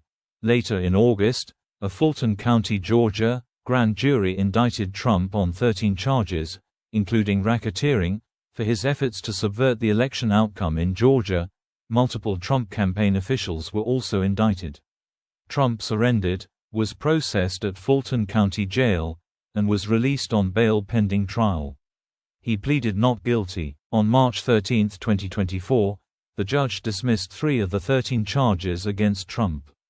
Criminal conviction in the 2016 campaign fraud case. During the 2016 presidential election campaign, American Media, Inc., Amy, publisher of the National Enquirer, and a company set up by Cohen paid Playboy model Karen McDougal and adult film actress Stormy Daniels for keeping silent about their alleged affairs with Trump between 2006 and 2007. Cohen pleaded guilty in 2018 to breaking campaign finance laws, saying he had arranged both payments at Trump's direction to influence the presidential election. Trump denied the affairs and said he was not aware of Cohen's payment to Daniels, but he reimbursed him in 2017. Federal prosecutors asserted that Trump had been involved in discussions regarding non-disclosure payments as early as 2014. Court documents showed that the FBI believed Trump was directly involved in the payment to Daniels, based on calls he had with Cohen in October 2016. Federal prosecutors closed the investigation in 2019, but in 2021, the New York State Attorney General's Office and Manhattan District Attorney's Office opened a criminal investigations into Trump's business activities. The Manhattan DA's office subpoenaed the Trump Organization and Amy for records related to the payments and the Trump Organization for 8 years of tax returns. In March 2023, a New York grand jury indicted Trump on 34 felony counts of falsifying business records to book the hush money payments to Daniels as business expenses, in an attempt to influence the 2016 election. The trial began in April 2024, and in May a jury convicted Trump on all 34 counts. Sentencing is set for November 26, 2024. Civil judgments against Trump. In September 2022, the Attorney General of New York filed a civil fraud case against Trump, his 3 oldest children, and the Trump Organization. During the investigation leading up to the lawsuit, Trump was fined $110,000 for failing to turn over records subpoenaed by the Attorney General. In an August 2022 deposition, Trump invoked his Fifth Amendment right against self-incrimination more than 400 times. The presiding judge ruled in September 2023 that Trump, his adult sons and the Trump Organization repeatedly committed fraud and ordered their New York business certificates canceled and their business entities sent into receivership for dissolution. In February 2024, the court found Trump liable, ordered him to pay a penalty of more than $350 million plus interest, for a total exceeding $450 million, and barred him from serving as an officer or director of any New York corporation or legal entity for 3 years. Trump said he would appeal the verdict. The judge also ordered the company to be overseen by the monitor appointed by the court in 2023 and an independent director of compliance, and that any restructuring and potential dissolution would be the decision of the monitor. In May 2023, a New York jury in a federal lawsuit brought by journalist E. Jean Carroll in 2022, Carroll 2, found Trump liable for sexual abuse and defamation and ordered him to pay her $5 million. Trump asked for a new trial or a reduction of the award, arguing that the jury had not found him liable for rape. He also separately countersued Carroll for defamation. The judge for the 2 lawsuits ruled against Trump, writing that Carroll's accusation of rape is substantially true. Trump appealed both decisions. In January 2024, the jury in the defamation case brought by Carroll in 2019, Carroll I, ordered Trump to pay Carroll $83.3 million in damages. In March, Trump posted a $91.6 million bond and appealed. 2024 presidential campaign. On November 15, 2022, Trump announced his candidacy for the 2024 presidential election and set up a fundraising account. In March 2023, the campaign began diverting 10% of the donations to Trump's leadership PAC. Trump's campaign had paid $100 million towards his legal bills by March 2024. In December 2023, the Colorado Supreme Court ruled Trump disqualified for the Colorado Republican primary for his role in inciting the January 6, 2021, attack on Congress. In March 2024, the U.S. Supreme Court restored his name to the ballot in a unanimous decision, ruling that Colorado lacks the authority to enforce Section 3 of the 14th Amendment, which bars insurrectionists from holding federal office. During the campaign, Trump made increasingly violent and authoritarian statements. He also said that he would weaponize the FBI and the Justice Department against his political opponents and use the military to go after Democratic politicians and those that do not support his candidacy. Trump used harsher, more dehumanizing anti-immigrant rhetoric than during his presidency. His embrace of far-right extremism and harsher rhetoric against his political enemies have been described by historians and scholars as populist, authoritarian, fascist, and unlike anything a political candidate has ever said in American history. Age and health concerns about Donald Trump also arose during the campaign, with several medical experts cited by the New York Times highlighting an increase in rambling, tangential speech and behavioral disinhibition. He mentioned rigged election and election interference earlier and more frequently than in the 2016 and 2020 campaigns, and refused to commit to accepting the 2024 election results. Analysts for the New York Times described this as an intensification of Trump's "heads I win, tails you cheated" rhetorical strategy. The paper said the claim of a rigged election had become the backbone of the campaign. On July 13, 2024, Trump's ear was grazed by a bullet in an assassination attempt at a campaign rally in Butler Township, Pennsylvania. The campaign declined to disclose medical records. 2 days later, the 2024 Republican National Convention nominated Trump as their presidential candidate, with Senator J.D. Vance as his running mate. Election and presidential transition. Trump was elected the 47th President of the United States in November 2024, defeating the incumbent Vice President Kamala Harris. He became the second president in U.S. history elected to serve non-consecutive terms after former President Grover Cleveland, who won re-election in 1892. The Associated Press and BBC News described it as an extraordinary comeback for a former president. Aged 78 at the time of the 2024 election, Trump is the oldest person to be elected U.S. president. He was also projected to become the first Republican in 2 decades to secure the popular vote in the U.S. presidential elections. Trump received congratulatory messages from politicians all over the world. Public image, scholarly assessment and public approval surveys. In the C-SPAN Presidential Historians Survey 2021, historians ranked Trump as the 4th worst president. He rated lowest in the leadership characteristics categories for moral authority and administrative skills. The Siena College Research Institute's 2022 survey ranked Trump 43rd out of 45 presidents. He was ranked near the bottom in all categories except for luck, willingness to take risks, and party leadership, and he ranked last in several categories. In 2018 and 2024, surveys of members of the American Political Science Association ranked Trump the worst president in American history. Trump was the only president never to reach a 50% approval rating in the Gallup poll, which dates to 1938. His approval ratings showed a record-high partisan gap, 88% among Republicans and 7% among Democrats. Until September 2020, the ratings were unusually stable, reaching a high of 49% and a low of 35%. Trump finished his term with an approval rating between 29 and 34%, the lowest of any president since modern polling began, and a record low average of 41% throughout his presidency. In Gallup's annual poll asking Americans to name the man they admire the most, Trump placed second to Obama in 2017 and 2018, tied with Obama for first in 2019, and placed first in 2020. Since Gallup started conducting the poll in 1948, Trump is the first elected president not to be named most admired in his first year in office.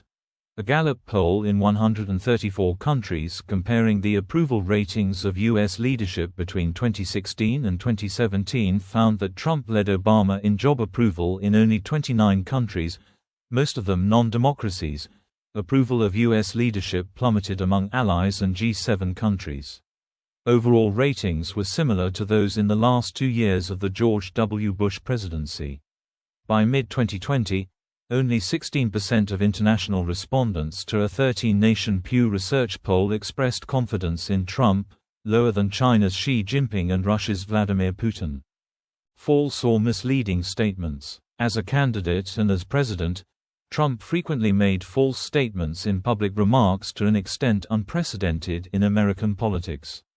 His falsehoods became a distinctive part of his political identity. Trump's false and misleading statements were documented by fact-checkers, including at The Washington Post, which tallied 30,573 false or misleading statements made by Trump over his 4-year term. Trump's falsehoods increased in frequency over time, rising from about 6 false or misleading claims per day in his first year as president to 39 per day in his final year. Some of Trump's falsehoods were inconsequential, such as his repeated claim of the biggest inaugural crowd ever. Others had more far-reaching effects, such as his promotion of anti-malarial drugs as an unproven treatment for COVID-19, causing a U.S. shortage of these drugs and panic buying in Africa and South Asia. Other misinformation, such as misattributing a rise in crime in England and Wales to the spread of radical Islamic terror, served Trump's domestic political purposes. Trump habitually does not apologize for his falsehoods. Until 2018, the media rarely referred to Trump's falsehoods as lies, including when he repeated demonstrably false statements. In 2020, Trump was a significant source of disinformation on mail-in voting and the COVID-19 pandemic. His attacks on mail-in ballots and other election practices weakened public faith in the integrity of the 2020 presidential election, while his disinformation about the pandemic delayed and weakened the national response to it. Promotion of conspiracy theories. Before and throughout his presidency, Trump promoted numerous conspiracy theories, including Obama birtherism, the Clinton body count conspiracy theory, the conspiracy theory movement QAnon, the global warming hoax theory, Trump Tower wiretapping allegations, a John F. Kennedy assassination conspiracy theory involving Rafael Cruz, alleged foul play in the death of Justice Antonin Scalia, alleged Ukrainian interference in U.S. elections, that Osama bin Laden was alive and Obama and Biden had members of Navy SEAL Team 6 killed, and linking talk show host Joe Scarborough to the death of a staffer. In at least 2 instances, Trump clarified to press that he believed the conspiracy theory in question. During and since the 2020 presidential election, Trump promoted various conspiracy theories for his defeat, including dead people voting, voting machines changing or deleting Trump votes, fraudulent mail-in voting, throwing out Trump votes, and finding suitcases full of Biden votes. Incitement of violence. Research suggests Trump's rhetoric caused an increased incidence of hate crimes. During his 2016 campaign, he urged or praised physical attacks against protesters or reporters. Numerous defendants investigated or prosecuted for violent acts and hate crimes, including participants of the January 6, 2021, storming of the U.S. Capitol, cited Trump's rhetoric in arguing that they were not culpable or should receive leniency. A nationwide review by ABC News in May 2020 identified at least 54 criminal cases from August 2015 to April 2020 in which Trump was invoked in direct connection with violence or threats of violence, mostly by white men and primarily against minorities. Social media. Trump's social media presence attracted worldwide attention after he joined Twitter in 2009. He tweeted frequently during his 2016 campaign and as president until Twitter banned him after the January 6 attack, in the final days of his term. Trump often used Twitter to communicate directly with the public and sideline the press. In June 2017, the White House press secretary said that Trump's tweets were official presidential statements. After years of criticism for allowing Trump to post misinformation and falsehoods, Twitter began to tag some of his tweets with fact checks in May 2020. In response, Trump tweeted that social media platforms totally silence conservatives and that he would strongly regulate or close them down. In the days after the storming of the Capitol, Trump was banned from Facebook, Instagram, Twitter and other platforms. The loss of his social media presence diminished his ability to shape events and prompted a dramatic decrease in the volume of misinformation shared on Twitter. Trump's early attempts to re-establish a social media presence were unsuccessful. In February 2022, he launched social media platform Truth Social, where he only attracted a fraction of his Twitter following. Elon Musk, after acquiring Twitter, reinstated Trump's Twitter account in November 2022. Meta Platform's 2-year ban lapsed in January 2023, allowing Trump to return to Facebook and Instagram, although in 2024, Trump continued to call the company an enemy of the people. Relationship with the press. Trump sought media attention throughout his career, sustaining a love-hate relationship with the press. In the 2016 campaign, Trump benefited from a record amount of free media coverage, elevating his standing in the Republican primaries. The New York Times writer Amy Chozick wrote in 2018 that Trump's media dominance enthralled the public and created must-see TV. As a candidate and as president, Trump frequently accused the press of bias, calling it the fake news media and the enemy of the people. In 2018, journalist Leslie Stahl said that Trump had privately told her that he intentionally discredited the media, so when you write negative stories about me, no one will believe you. As president, Trump mused about revoking the press credentials of journalists he viewed as critical. His administration moved to revoke the press passes of 2 White House reporters, which were restored by the courts. The Trump White House held about 100 formal press briefings in 2017, declining by half during 2018 and to 2 in 2019. Trump also deployed the legal system to intimidate the press. In early 2020, the Trump campaign sued the New York Times, The Washington Post, and CNN for defamation in opinion pieces about Russian election interference. All the suits were dismissed. Racial views. Many of Trump's comments and actions are considered racist. In national polling, about half of respondents said that Trump is racist. A greater proportion believed that he emboldened racists. Several studies and surveys found that racist attitudes fueled Trump's political ascent and were more important than economic factors in determining the allegiance of Trump voters. Racist and Islamophobic attitudes are a powerful indicator of support for Trump. In 1975, he settled a 1973 Department of Justice lawsuit that alleged housing discrimination against black renters. He has also been accused of racism for insisting a group of black and Latino teenagers were guilty of raping a white woman in the 1989 Central Park jogger case, even after they were exonerated by DNA evidence in 2002. As of 2019, he maintained this position. In 2011, when he was reportedly considering a presidential run, he became the leading proponent of the racist birther conspiracy theory, alleging that Barack Obama, the first black U.S. president, was not born in the U.S. in April. He claimed credit for pressuring the White House to publish the long-form birth certificate, which he considered fraudulent, and later said this made him very popular. In September 2016, amid pressure, he acknowledged that Obama was born in the U.S. in 2017. He reportedly expressed birther views privately. According to an analysis in Political Science Quarterly, Trump made explicitly racist appeals to whites during his 2016 presidential campaign. In particular, his campaign launch speech drew widespread criticism for claiming Mexican immigrants were bringing drugs, they're bringing crime, they're rapists. His later comments about a Mexican-American judge presiding over a civil suit regarding Trump University were also criticized as racist.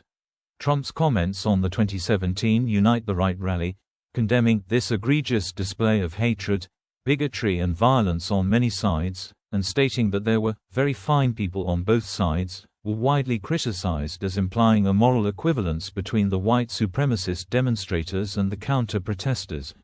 In a January 2018 discussion of immigration legislation, Trump reportedly referred to El Salvador, Haiti, Honduras, and African nations as shithole countries. His remarks were condemned as racist. In July 2019, Trump tweeted that 4 Democratic congresswomen, all from minorities, 3 of whom are native-born Americans, should go back to the countries they came from. 2 days later, the House of Representatives voted 240 to 187, mostly along party lines, to condemn his racist comments. White nationalist publications and social media praised his remarks, which continued over the following days. Trump continued to make similar remarks during his 2020 campaign. Misogyny and allegations of sexual misconduct. Trump has a history of insulting and belittling women when speaking to the media and on social media. He made lewd comments, disparaged women's physical appearances, and referred to them using derogatory epithets. At least 26 women publicly accused Trump of rape, kissing, and groping without consent, looking under women's skirts, and walking in on naked teenage pageant contestants. Trump has denied the allegations. In October 2016, 2 days before the second presidential debate, a 2005 hot mic recording surfaced in which Trump bragged about kissing and groping women without their consent, saying that, when you're a star, they let you do it. You can do anything. Grab M by the pussy. The incident's widespread media exposure led to Trump's first public apology during the campaign and caused outrage across the political spectrum. Popular culture. Trump has been the subject of comedy and caricature on television, in films, and in comics. He was named in hundreds of hip-hop songs from 1989 until 2015. Most of these cast Trump in a positive light, but they turned largely negative after he began running for office.